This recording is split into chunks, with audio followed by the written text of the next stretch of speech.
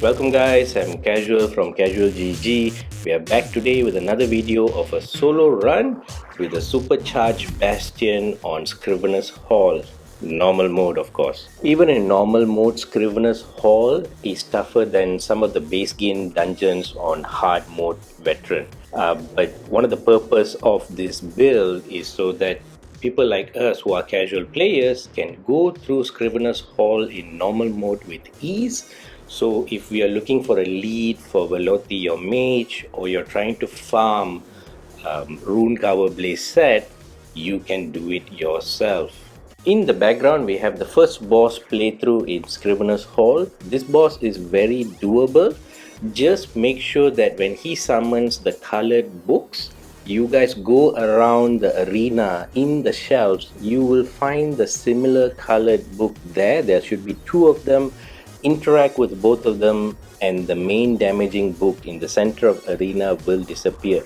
As long as you keep on disabling the books, you can chip away at its life and you will be fine. Alright, in terms of attributes, we are looking at everything going into Magicka. This build has good survivability because when everything's buff, we are talking about almost 29,000 life. So survivability is good, damage is good. In terms of race, go with Dark Elf, and in terms of Mandas, the Thief Mandas all the way. So this second boss is the wall on this dungeon. But before we look at his fight, let's look at what is supercharging Bastion. So these are the 5 skills we're going to use on Bastion. If you look at Ritual of Salvation, skill number 2, and Searing Weapons, skill number 5, the cooldowns on these skills are just too long.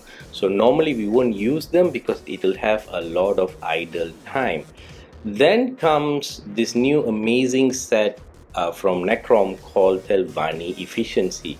And what this set does, it's going to reduce the cooldown of all your companion skills by 50%. So if you guys look at the bottom part now, all those 5 skills with Telvanni Efficiency, we're looking at almost 100% uptime in terms of cooldown. So this makes all the 5 skills very viable.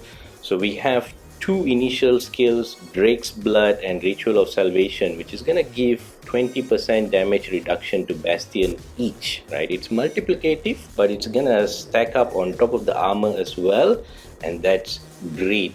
So On Guard is going to give him a huge, 11,000 plus shield every 4 seconds. And Searing Weapons is great because Bastion is one of those few companions who has a buff which will increase our damage. And since we are losing one 5-piece set to use Telvanni Efficiency, the fact that Bastion can give us back a 15% bump on our heavy attacks is a big plus point on why he's being used for this build.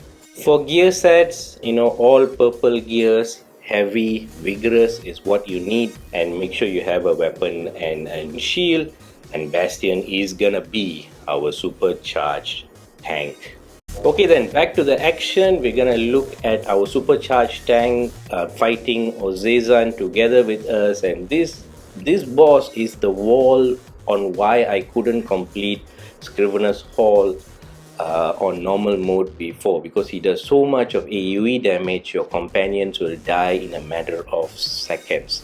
So while I'm running through the build, keep an eye on the top left part of the screen. That's where Bastion's life bar is, and see in some of the damage how his life goes down so much, and I'm there trying to burst heal him back. So in terms of gear sets, what we have is a 1-piece Velkin's Coria for good penetration. We have Sergeant's Mail as usual as the heart of a Heavy Attack Sorc build, and then we have Telvanni Efficiency. Next table kind of shows the full layout of the gears, where they should go, what are the traits, what are the enchantment, what are the weight, and so forth. I would have a written guide in the description of the video as well, so you guys can see it offline.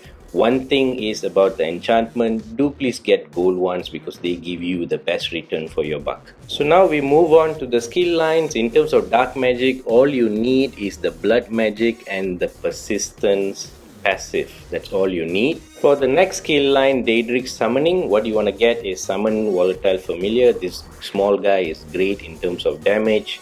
You want to get Summon Twilight Matria because we need that burst heal for sure. Ardent Ward is gonna keep you alive because most of your armor sets are light, and this is gonna make sure you're super tanky. And then in terms of passive, take all of it.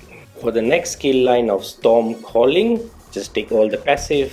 So for the destructive staff skill line, we're gonna use the ultimate. It's one of the hardest hitting ultimate in the game, and it's gonna do well. Get Unstable Wall of Elements because it's gonna proc off balance, key for this build. And of course, as usual, Elemental Susceptibility because as a solo build you need that major breach on elite and boss fights. In terms of passive, just take all of it. So for the armor skill line, light, medium and heavy, take all the passive because we're gonna wear all three types of weight in this build, and you want those juicy armor passive working on your build. And guess what, guys, since you have all three armor weights, it is a must to max out your Undaunted skill line and get both the passive, and you're gonna get a juicy 6% increase in all your resources from the last passive in this skill line. And finally, for the Dark Elf Racer passives, just get all of it. The next skill line you want to get is the Assault skill line. This is easy, guys. Just go to Cyrodiil, do a tutorial and you'll unlock it. All you need is continuous attack for 30% mount speed increase. Amazing skill line.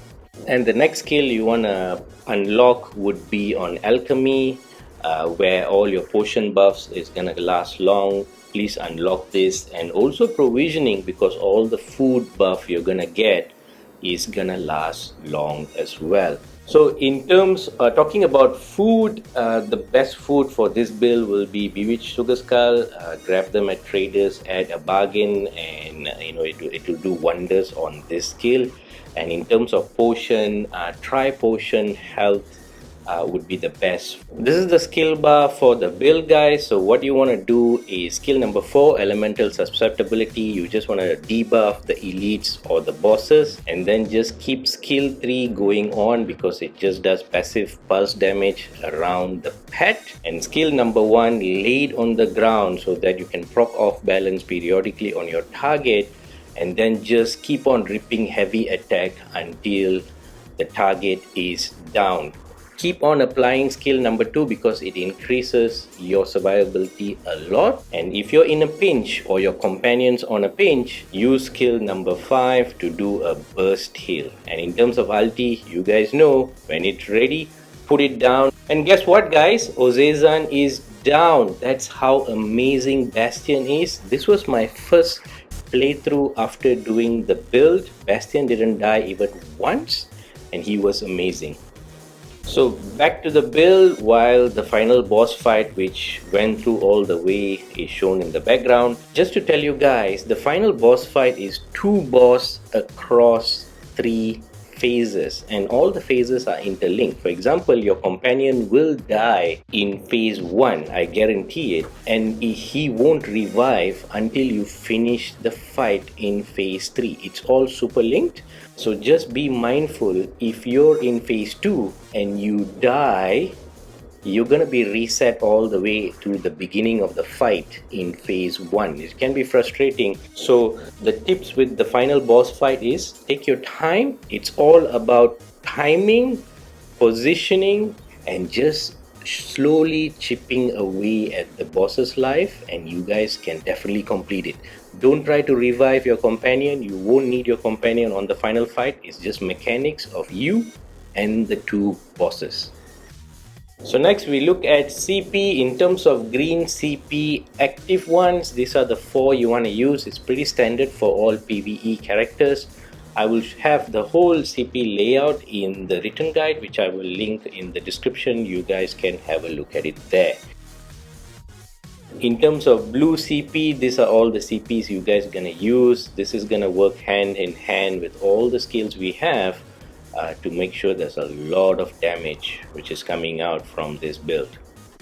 Don't forget about the blue passive CPs. These are great in terms of damage mitigation. It's a must have. If you guys remember the Ozizan fight I had, most of the mobs fire attacks were uh, I was just ignoring it because of the amount of damage mitigation the tool comes with, and these CPs play a role in that.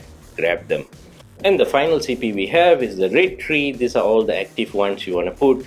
Relentless is going to keep you alive when you get CC'd.